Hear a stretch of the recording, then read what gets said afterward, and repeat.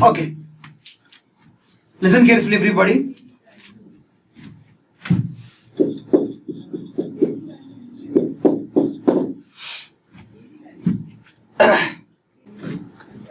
Okay. So what I'm asking people to do is to compare these parameters with these parameters for any cantilever beam. So you take the first example and do this comparison. So in a cantilever beam, I'm asking you to compare these parameters Rv and M naught at the fixed supports with shear force and bending moment respectively. So compare Ry value with V. Compare M naught value with Bm. What is the value of Ry for the first example? Turn your pages, see the first example, tell me the value of Ry. So first example is cantilever beam with point load at the free end. What is the value of Ry? What is the value of Ry at the fixed support? I'm asking magnitude. W, very good. What is the value of shear force? What is the value of shear force? So shear force is equal to W also. Understand? Both are same. Same thing, do the comparison with the second example. Go with the second example. At the fixed support, see the value of Ry and compare with shear force value V. Same or not in terms of magnitude? Others, are you finding out to be same? Ry value for the second example is QL. Shear force also equal to QL at the fixed supports. Same way, do the comparison third example. Because we have 4 examples which are regarding cantilever beams. So third example is cantilever beam with triangular load. You should have both of them to be same. Check it. Check for fourth also. Let me know in any of those 4 examples this condition is not valid. Kindly do the comparison and check if the condition is not valid for all the 4 examples. First 4, because we are discussing about only cantilever beams. Yes? Understood? Same way, now do the comparison regarding reaction moment and bending moment. See the first example, that is cantilever beam with point load at the free end. See the value of reaction moment M naught, which you got in the first step by applying equilibrium conditions, and compare with bending moment value at the fixed supports. They are same or not for the first example, or not? M naught value for the first example is W into L. Bending moment is also equal to W into L at that location. See in the second example. Second example, are they same? Reaction moment M naught and bending moment M naught. Bending moment value. In the second example, reaction moment is, I think it is QL by 2. QL into L by 2. QL square by 2. It is QL square by 2. It is also QL square by 2. Same way, check third example. You'll have QL by square by 6. Third example also same. Check in fourth example also, you'll have same. So the biggest advantage for a cantilever beam is, anywhere in any question, if they ask you the value of shear force or bending moment at the fixed support, immediately get the value of reaction force or reaction moment at the fixed supports. So whatever reaction force you are getting, that itself is the magnitude of shear force. Whatever reaction moment you are getting, that itself is the magnitude of bending moment. Understand? It is the biggest shortcut. Okay, so whenever you say cantilever beam, most probably they will be asking you the value of shear force and bending moment at the fixed supports only. Kindly remember, keeping this shortcut in mind.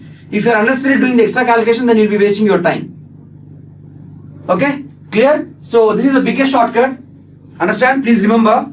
And so you can take this as shortcut number 1. Another shortcut I am giving, it is not that much significant, but still you can remember. If you have a cantilever beam, not cantilever beam, simply supported beam having a point load W at a distance of A, and this is B. So total A plus B is equal to L. So bending moment at the point of application of load is equal to WAB by A plus B. Bending moment at the point of application of load is equal to given by WAB by A plus. This is the formula. It's better you remember. That can save your time to a very great extent. And this is equal to maximum bending moment. Okay, at the location of the applied load, bending moment is WAB by A plus B or WAB by L, and that is equal to the maximum magnitude of bending moment. Understood? So this is the second shortcut. Clear? So remaining shortcuts we'll see afterwards because we have to go through some numericals. So but the first shortcut is very important. So whenever you say cantilever beam, if they are asking about shear force and bending moment at the reaction supports or the fixed supports, I'm sorry, then you should be directly finding out, if they are expecting us to get the values of shear force and bending moment at the fixed support, then the values are nothing but magnitudes equal to reaction force and reaction moment at that location. Okay, so you should save your time. Otherwise, you cannot solve 65 questions within 3 hours, all the questions completely and accurately. Okay, clear? Definitely you cannot get 100% accurately because it's very difficult. So you should try your level best to maximize your accuracy. So kindly copy them and go to the question. We're starting with simple questions and slowly we'll increase the level. So these shortcuts you keep it in a box. Use your red pen and make a box so that whenever you refer your notes, these shortcuts are clearly distinguishable from the remaining text of the chapter. So it's completely directly based upon this formula. So here small a, small b. Small a is given as L by 3. Small b is obviously 2L by 3. If you substitute, you'll get the value of bending moment at that location of the load. Application of load is 2PL by 9. So the answer is D here. Chandris, I hope you understood the mistake in your calculations. Understand? So the correct answer for this question is D. You can get the same answer if you do in a conventional way. So take the member, do the cuts, okay, draw the bending moment diagram and find out the value of bending moment at x is equal to L by 3. That is small a. You'll get the same answer. Okay, so you can check in that way. As a practice you can do. But I want you people to remember this formula. That's why I given this question. Okay, let's go ahead with the next question. I'm rubbing the board. I hope everybody have copied that. So here there's a plank. So two people of weight W of length L, or two people of weight W sitting on plank of length L floating on water at L by 4 from either end. So floating on water means definitely we can assume that force to be uniformly distributed load. So Q is unknown value. So this is acting over a distance of L. So to get the value of Q, we can apply the condition like this. So Q into L upside minus 2W is equal to 0. Q value is equal to 2W by L. So in this question they are asking the bending moment at the center of the plank. So at the center of the plank they are asking, for this one if you would like to draw the bending moment diagram, you should ideally do 3 cuts. First cut, second cut and third cut. The second cut acts as the cut after W, the first W here, and cut before second W. Here if you take left part of the first cut and if you take the x-axis like this,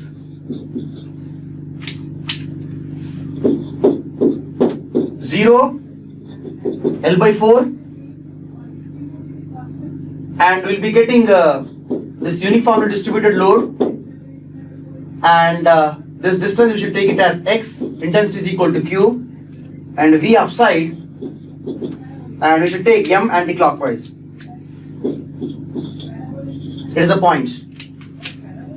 Okay, now when you take the next range, it will be from L by 4 to 3L by 4. So you should take this uniformly distributed load Q. This distance will be x, and here W is acting at a distance of L by 4, and this is V, and this is M. Now for the remaining range,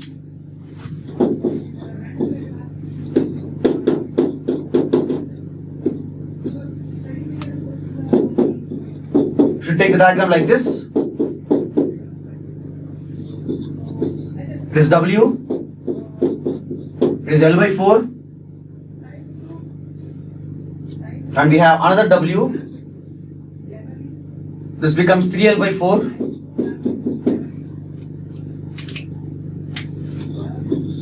Is V and yeah. So in this question, they are not asking us to draw the whole bending moment diagram. Here, they are simply asking what is the bending moment at x is equal to L by 2 or center point. X is equal to L by 2 is inside this range. So simply evaluate the value of M for this range, substitute x is equal to L by 2. That itself will give you the answer. So these two calculations are unnecessary, redundant. Clear? So I want to get the value of bending moment only.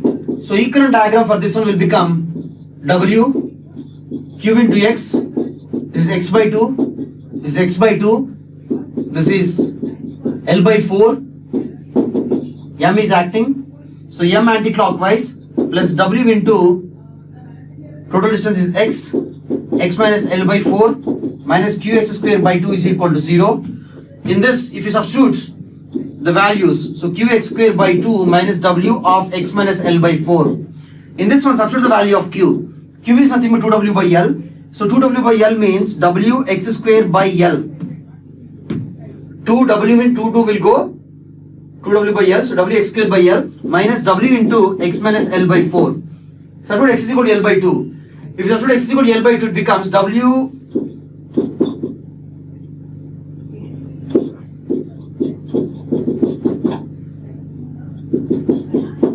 L square by 4 minus substitute X is equal to L by 2, will get it as W L by 4. So both will add up to 0. So the answer for this question is 0. Clear? So that is how you have to solve this question. Understood? So let's take the next question. In the next class, we will be going ahead with another shortcuts, and they are not moreover shortcuts, they are moreover mathematical results. Okay? So that will help you to answer many questions. Okay? So many questions which are not in terms of diagrams of SFD and BMD. Okay, you'll understand when I explain them. As we are doing for the first time, mistakes will happen. It's very good that it's actually good if you are doing mistakes at this stage, because you'll understand what all the mistakes you could commit and you can avoid later. Okay, it's good if you are getting correct answers. If it is better if you are getting wrong answers also, because you can learn from those mistakes. I'm rubbing the board. I hope no one requires this thing to be copied. Take the next question. It is GATE 2007 question, mechanical engineering paper, and also ISRO 2016 paper. It was copied to ISRO examination. So I'll do the first step because I'm not sure how many people are clear with transferring a force. So here they're given a beam and there's a projection at the middle and load is acting at the projection. And they're asking us to find out the maximum bending moment on the major beam.